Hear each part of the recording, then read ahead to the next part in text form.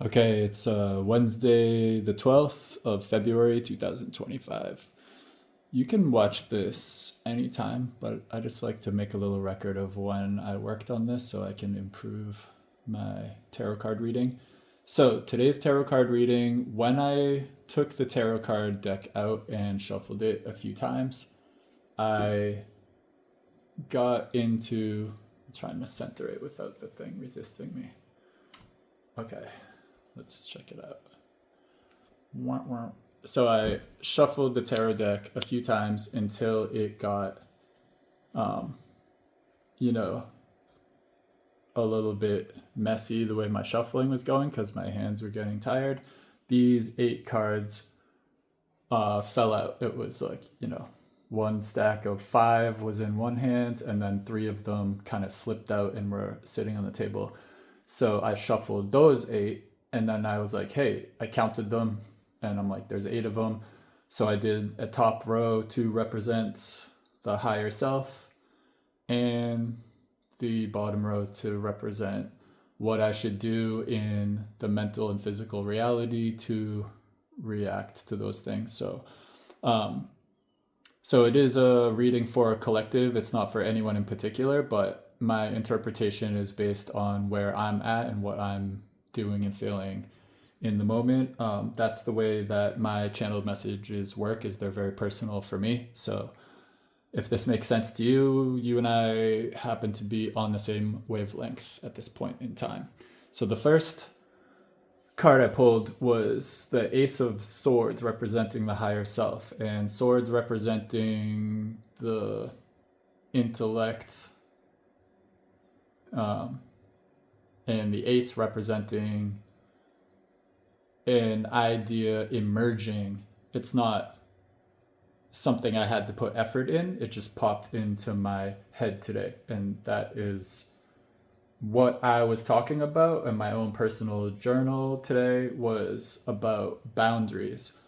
I had a much more clear channeled message also, which I posted earlier about somebody having a dream, and I felt really inspired. That's what I see about the Ace of Swords is when an idea comes to you, it's not about the sensation of putting passion or creativity into something where you suddenly feel really inspired, but it's like as if the idea is channeled and just comes in a fully formed, well articulated thought. And so that happened to me with yesterday's channeled message, but today, just now, earlier, it came to me on the subject of boundaries. I can't move forward personally in like certain types of relationships because I don't trust myself to enforce my boundaries properly, and I don't want like the old ghost to keep popping up. If that is a message that you can relate to, then this is really going to be a tarot card reading that you can use yourself. So the higher self going through that and thinking about what your boundaries are and how you have handled enforcing those boundaries in the past. This Four of Swords below the Ace of Swords is about taking the time to rest and contemplate. There's a sword under the figure lying down, and that represents like what you already think. And then there's three swords sort of levitating that you really kind of probably can't see easily in this particular. Um, let's see. I don't know if you can even see it if I zoom in, but it's like, see, there's three swords kind of levitating above the guy. That represents him thinking about these other ideas that actually they outnumber the larger, more embedded idea that he's kind of lying and it's foundational to him, but he's not in a position of like pain or acting upset about it or anything, but he's just devoting time in his day to thinking about his issues, which in this case would be boundaries. There's a beautiful stained glass window. There's other similar and related ideas floating above him. And I even like how on the Four of Swords card, these cards were designed in the late 1800s. The Rider Waite art. This is a black and white version of it, obviously, but it looks like the guy's lying down and looking at his phone. They didn't have phones back then, but isn't that funny how his posture seems to be something where he's lying down and looking at something? It might be a good day to think about yourself, pursue the research online, which you're obviously doing if you're looking at a tarot card reading, and you should do some self-introspection and look at some self-improvement type material. That's my advice about that online. Use your phone. Relax, spend some time, don't have a clear objective, and just sit there and absorb some information. The next card I pulled to represent the higher self in this case is about the Nine of Pentacles. The Nine of Pentacles is a person who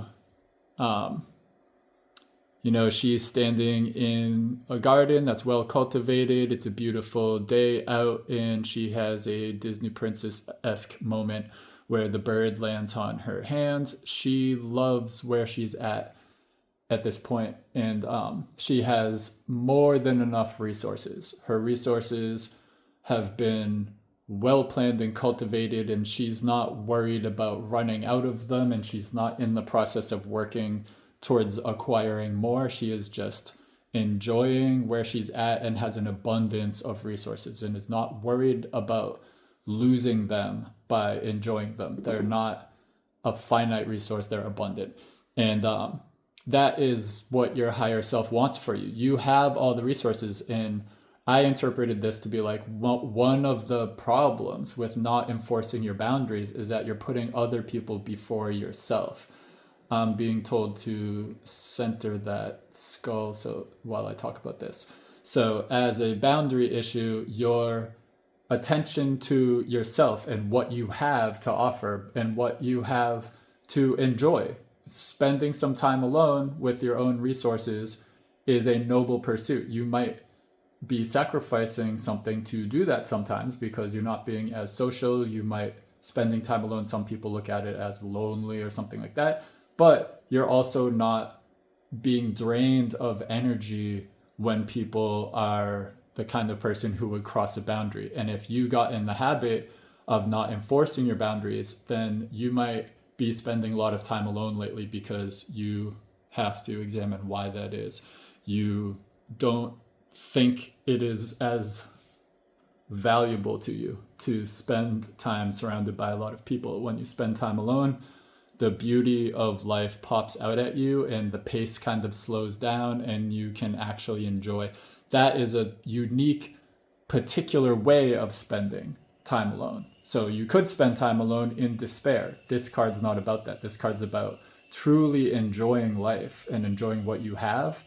And if you want to talk about boundaries, well, it's like, how do you spend time with people and not have them take that away from you? Do you ever have, as an introvert, do you ever have that feeling where you go home and are now drained of energy? Maybe you don't even seem like an introvert when you're out. Maybe an introvert would be a wallflower, but when you go and spend time with other people, you give them your attention, you give them affection and time and make them feel valued and respected. But you don't always feel those things. You feel drained of those energies when you end up going back home alone. And this card, that is your higher self, that Nine of Pentacles and the Devil, is about how you should handle that, how you should address that issue. And the Devil, I know some people think is a scary card, but what the Devil card is actually about, it is the hedonistic pleasures of life. There's a sacrifice you make to be able to enjoy them.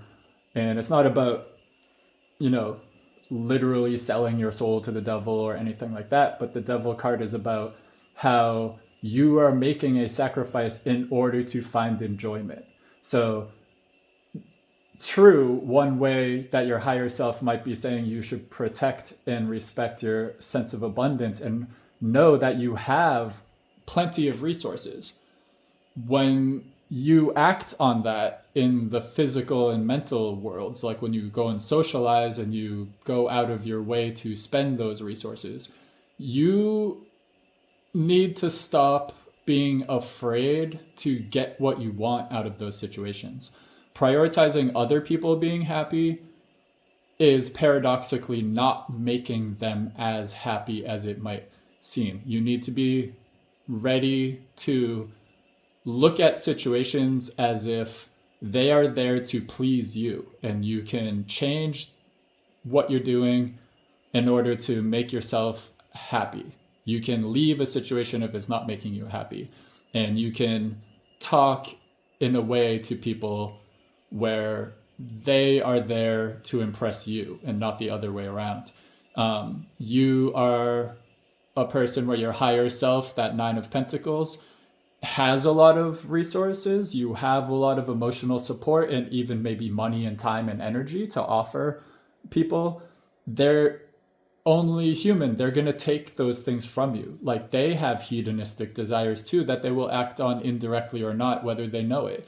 And you need to look at this Devil card as when you are getting pleasure and taking pleasure out of a situation, it is voluntary on both sides. These two figures chained to the block that the Devil figure is standing on are humans, a male and female character, to represent two different people. They're not supposed to be the same person. When you interact with another person, these chains are chaining you to the situation. But if you look very closely, people always say this about the Devil card, the chains are extremely loose. You can clearly see that they could just grab this little loop of chain that's around their neck and lift it up over their head, and they don't have to be there if they don't want to. It is fun for them to be there. So being around another person who is vulnerable and naked, and they have a symbolic tail behind them with passion and resources and fruit and fire on them, that is something they want to be in that situation. And we all do. If you want to be honest with yourself, you have to say, well, I want to get something out of this situation. And there's nothing wrong with other people wanting to get something out of this situation too. And this card is telling us that if you act on those terms, that you have to stop being afraid of a situation being somewhat transactional with what you have to offer. And don't be afraid of that. It's okay to acknowledge that, well, there's a definite downside. Obviously, being too hedonistic or transactional can drain you of your resources in and of itself.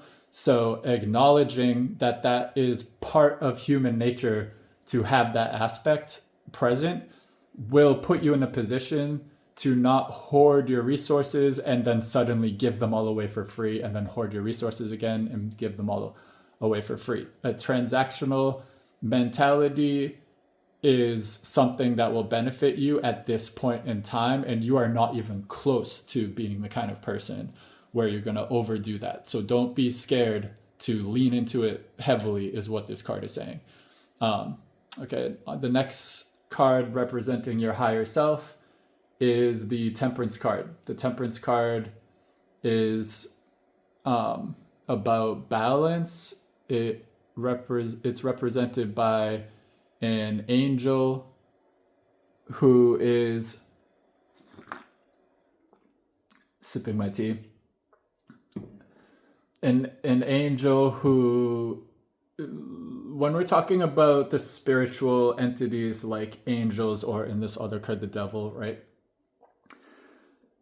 Angels aren't exactly like other spiritual entities. Now, you don't have to believe in any sort of spirituality or supernatural element. We're talking metaphysically, okay? As a spiritual entity, what an angel represents is a consciousness that is not a human consciousness. It is not like a divine consciousness trapped in a physical body. An angel is a construct. mythologically, God created an angel to serve functions and perform tasks. It's basically like an egregore or a servitor or a tulpa. It is like, it is a something God made, and gave it consciousness, but God is not inhabiting it as a consciousness who is forgetting he's a God and embodying that body. That is essentially what you are as a human, is you have the God consciousness in you. So you have the sense of being conscious, but you also have the sense of it, that consciousness not even being yours somehow.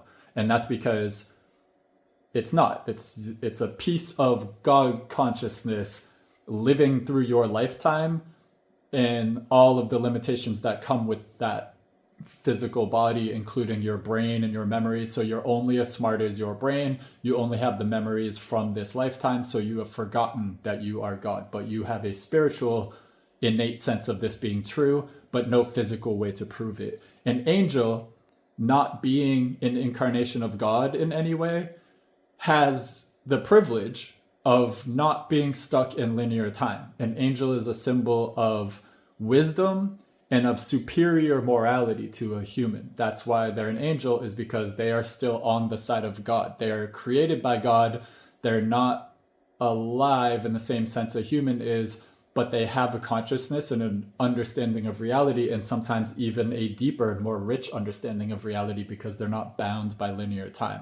A devil oftentimes is considered like a fallen angel, but you can also say a devil could be like a demon. It's anything that is also a consciousness not experienced by God. It's not a piece of God's consciousness, but it is a sentient spiritual entity, and it just isn't acting in God's favor. It's not under God's control. It doesn't follow God's orders. Well, an angel's not like that. The angel is completely benevolent and only will allow you to do things that are wise and in your best interest. So when we're talking about temperance, I grew up, there was even a Providence hardcore band that was straight edge called Temperance when I was younger.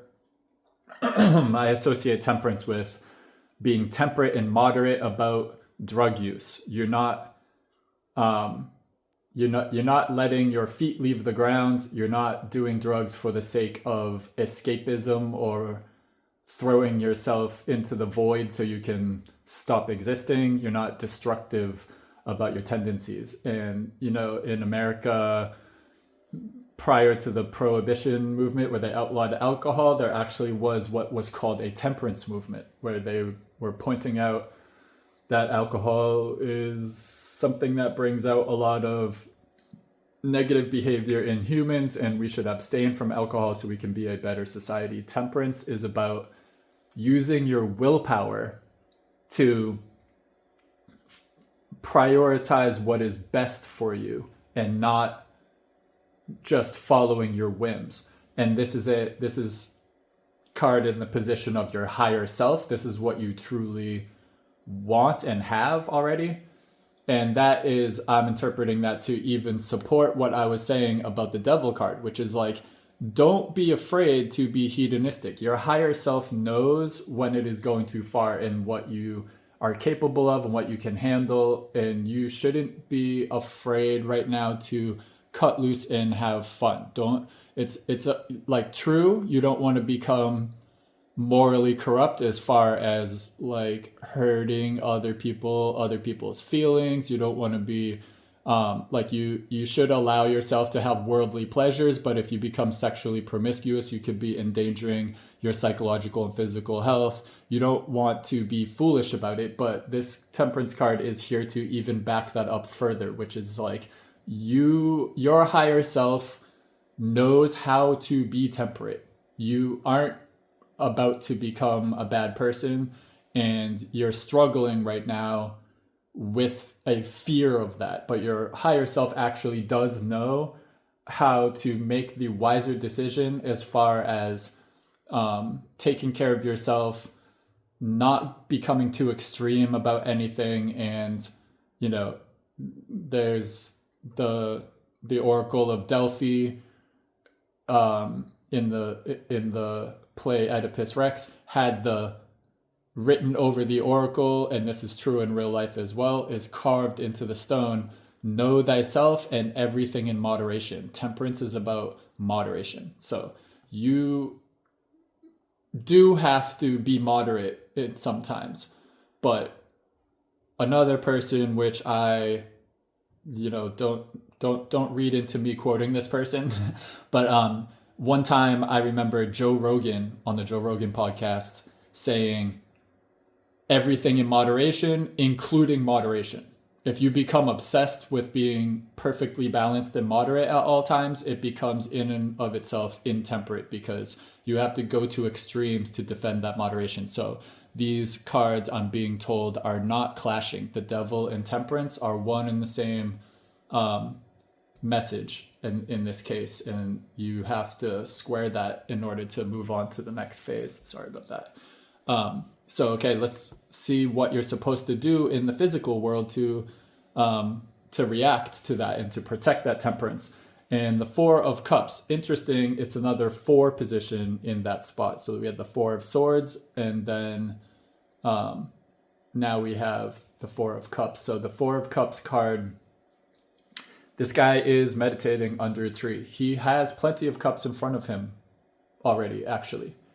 But he's imagining another cup. There's another one coming to him out of the cloud, kind of like how a cool new idea about boundaries and how you could be a better person, what your boundaries should and shouldn't be like. You got introspective about that with the Ace of Swords. Well, this is sort of like as if an Ace of Cups is passing him a new situation. The cups represent emotional resources, caring about other people, people caring about you.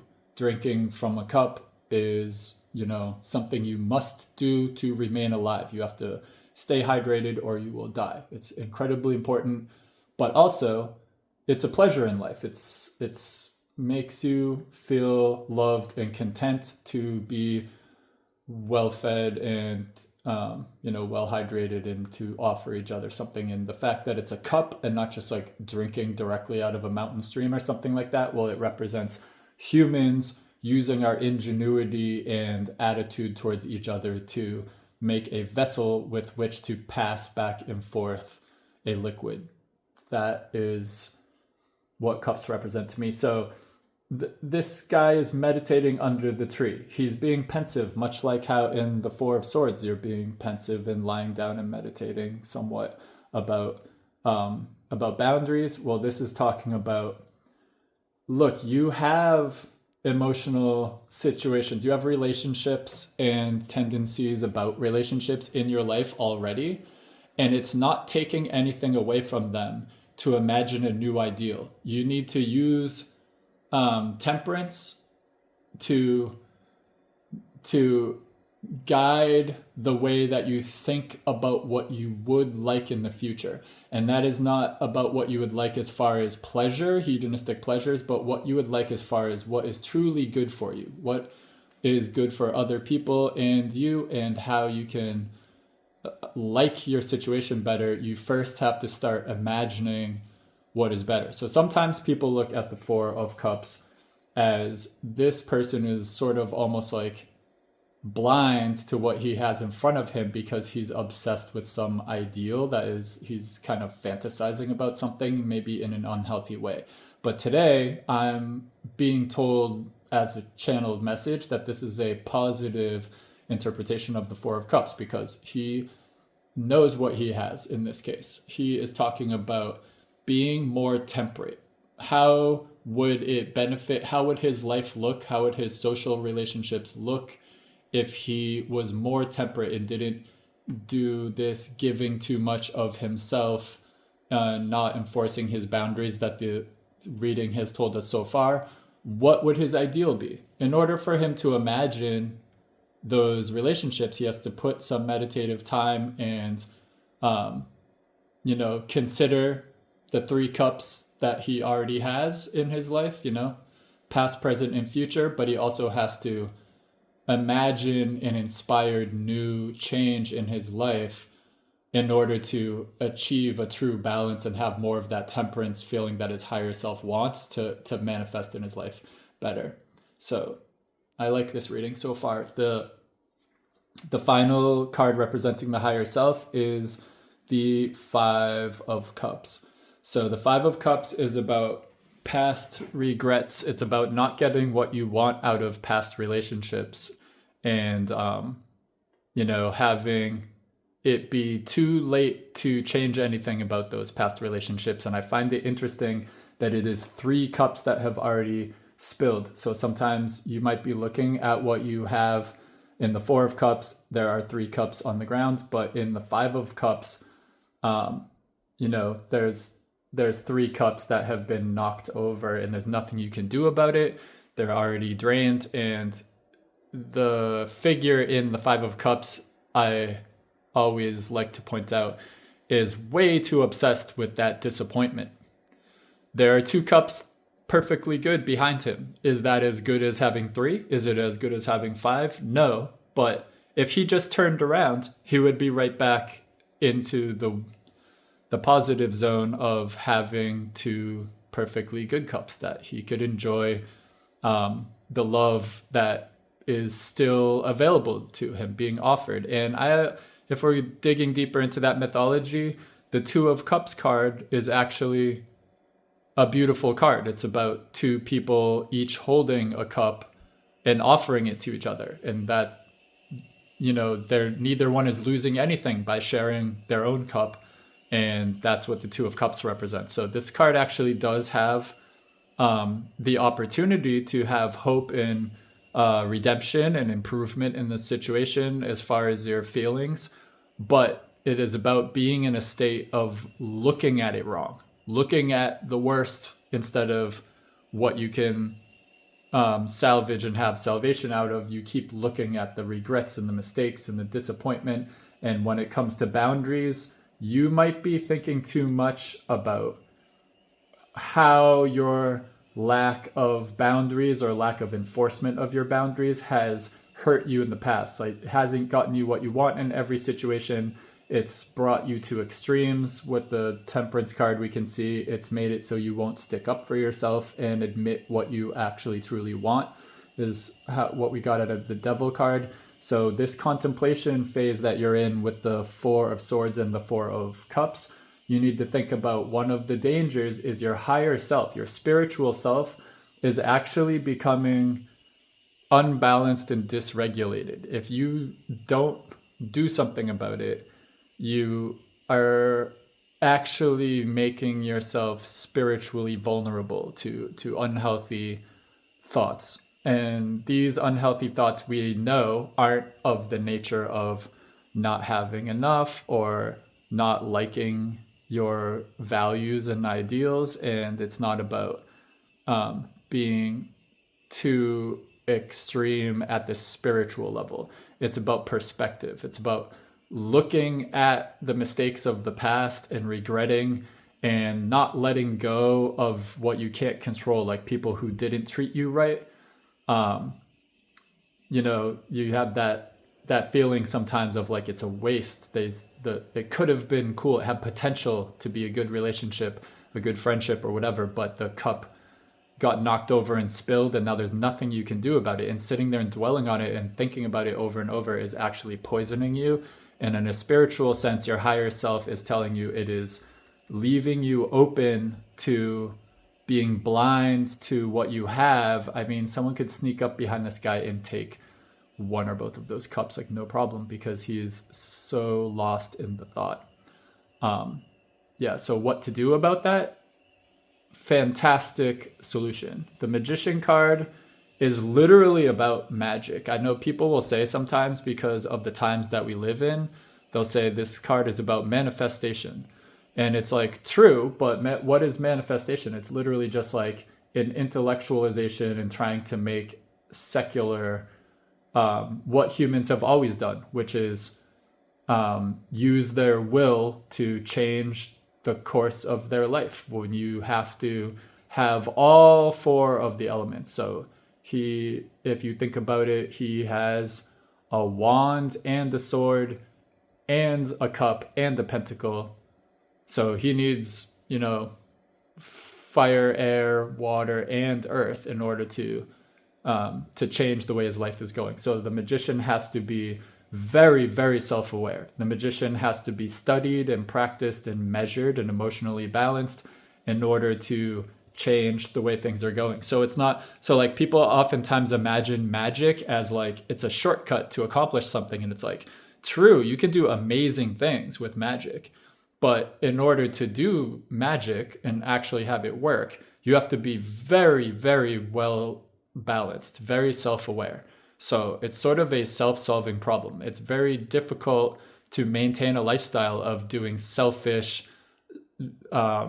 short sighted, lazy things using magic, because you will become spiritually and emotionally unbalanced and your magic won't be as effective. Part of magic is understanding balance, which goes back to that temperance card in this particular reading. And another thing I like about the magician card is the infinity sign over his head. Like, you are in a continuum. It's never over. You're never totally lost. If you have that 5 of Cups feeling of disappointment, you can change it in any direction or for the better or worse at any time.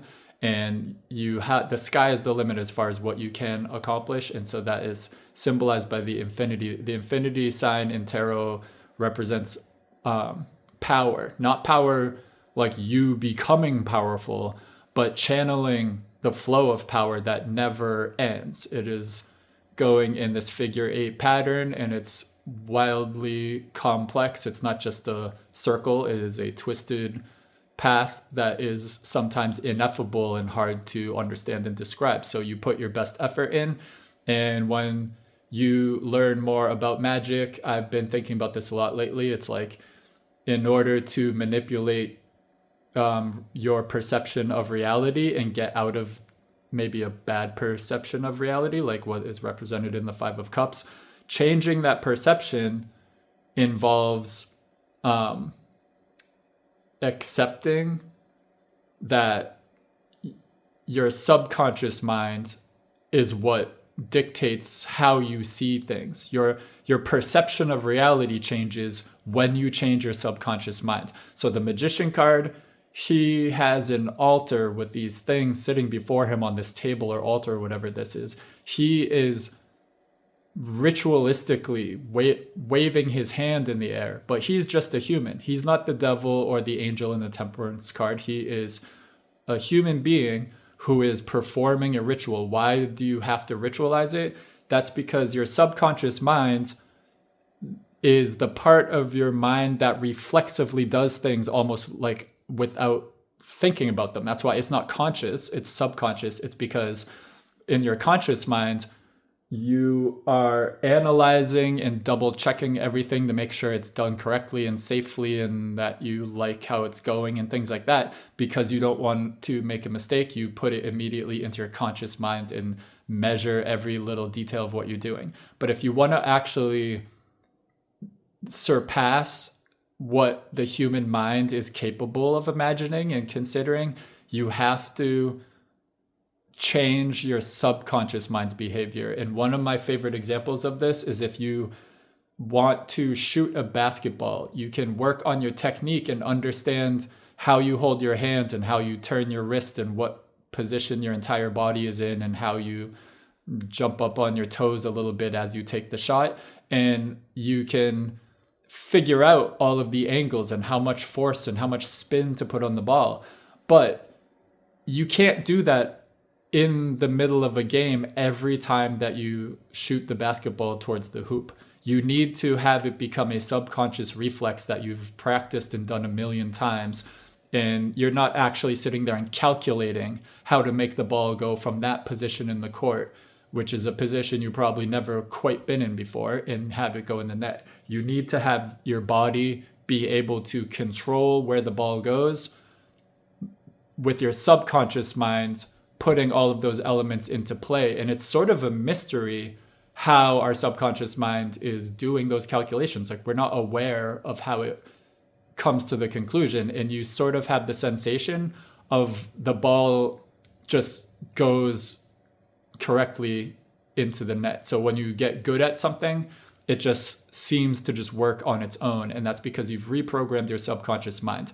Magic is about changing your subconscious mind so that your behaviors and beliefs and what you believe to be true is truly changed at the subconscious level, so that that's your new perspective and that's your new perception of reality. You don't have to consciously worry about how it's working. So in modern language, we talk about manifestation. You don't have to consider how the manifestation is coming into being. With Neville Goddard style manifestation, he calls it the bridge of incidents. So you picture what you want and use your imagination to practice having the feeling of being in that state of getting what you want. But you don't actually have to do all the calculations and chess moves to make it happen in reality. You have to have the will and the definition of what you want very clear, and your subconscious mind will just figure out how to make it happen. And it is sort of gives you the sensation of it being like a shortcut or magical, that you're like, wow, when I started looking at what I truly want instead of stressing about the logic of how I can get it, it just happened, and I didn't have to put as much pressure on myself or spend as much energy even. And so when your higher self is in this state sometimes, despite you being capable of being wise beyond what your human limitations even allow you to be, you have temperance, you have abundant resources, and the knowledge of what you need to improve about yourself, which in my case is about boundaries, and that's maybe what led you to listen to me for pushing 40 minutes. But you could have your own interpretation on that. Like, what do you need to improve about yourself? The ultimate way to do that is to work on your subconscious mind, who you are as a person, your self-concept, they call it sometimes in modern self-improvement. And you need to be able to picture that. You need to be able to use your imagination and like inspired thought to imagine what you want out of your relationships. How is life going to make you feel? You need to use the 3 cups of your experience, but also the cup of your imaginal ideal version of it. And that is tied in deeply with the magician card. And, the devil card is, don't be afraid of fighting for and taking what will make you happy, like going after what your higher self truly wants. Like, you're imagining sometimes that if you try to get what you want out of what is coming up in the immediate future that you can see coming at you, your fears are about thinking you're a bad person for going after what you want. But in reality, your higher self is reassuring you that you're this person in the garden enjoying what life is offering to you. These pentacles represent fruits and flowers just growing there because you have tended the garden, or you just put yourself in an environment where you like what is around you. There's nothing wrong with that. But in practice, in the physical and mental planes of reality, you're going to have to start being a little bit more devilish and hedonistic, or else you're not truly living up to what your higher self wants. And yes, the 4 of Swords and the 4 of Cups are about the contemplation that it would take to change the things in yourself so you can get what you want out of reality, and that you should start looking at some sort of more disciplined way of going after that. So like, depending on what your beliefs are, we're talking prayer, changing your self-concept, ritualistic magic, somehow reprogramming yourself at the subconscious level so that you just thoughtlessly do these things. You don't have to consciously keep on yourself and be like, beat yourself up, because that is how the only way you're going to escape this feeling of regret and beating yourself up for past mistakes and choices and unfortunate things that have happened to you. I hope that this reading really helped you out. So chase after that magician energy, and the 4 of Cups, the devil, and the 4 of Swords are the way to get it, and what you what inspired that was the Ace of Swords, and these two cards are about who you really are as a person if you go after these things. I hope that this reading really helped you out. It actually helps me so much to do these kind of readings. Like, to be honest, I do these readings every day or anytime I'm stressed out, and recording them and offering them to other people as a possible interpretation for how it might match up to your life, that is really helping me a lot. Like, I really appreciate it if you just watched 40 and a half minutes of me talking about that. Thank you so much.